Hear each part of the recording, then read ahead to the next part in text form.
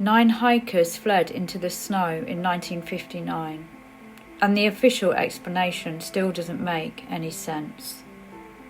This is one chapter from a larger body of work, an Akashic investigation into the world's most enduring unsolved mysteries.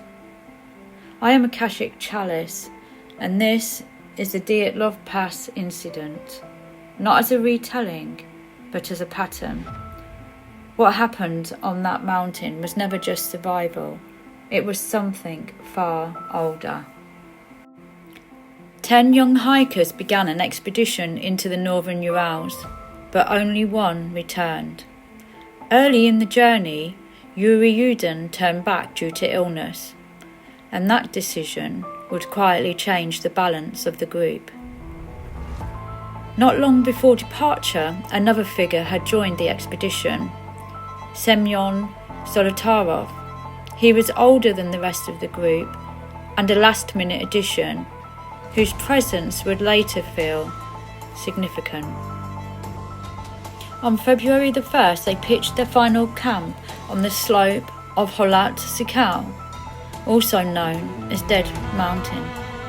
That night something occurred, something no one survived to explain. The search teams later found a tent cut open from the inside, barefoot tracks leading into the trees and bodies scattered across the snow. The official verdict? A compelling natural force. But nothing about Dyatlov has ever felt natural. Each theory has attempted to explain the impossible, yet none fully hold. Weather, avalanche, hypothermia, unknown phenomena, military testing. Because Dyatlov is not just a puzzle of evidence, it is a pattern that refuses to resolve. When I open the Akashic Records around the Dyatlov Pass incident, I do not find silence. I feel the pressure, a low hum, not heard but felt in the body. This was not a random event. It appears as an imprint of a frequency-based experiment, a pulse designed not to kill but to distort perception and destabilize the human nervous system.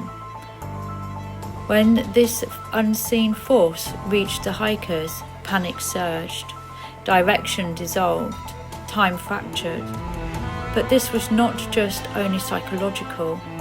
As the field moved through bone, blood and biology, it compressed tissue, disrupting balance in the body and leaving the injuries that resembled a force without visible impact. They fled into the cold not just from fear alone, but from disorientation at both a mental and physical level.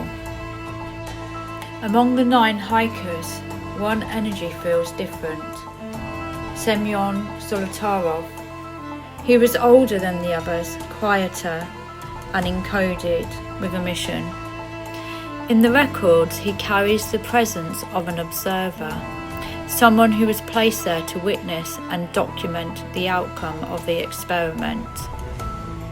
He was not actually meant to be part of the collapse. He did linger longer than the others, trying to stabilize what could not be controlled. But the field did not discriminate, and when he fell too, the circuit closed. 9 souls and 1 completed pattern.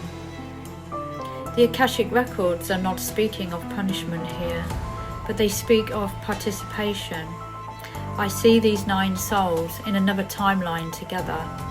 They were scientists and technicians who once helped build the very technology that actually met them on the mountain that day. This was not cruelty, it was detachment.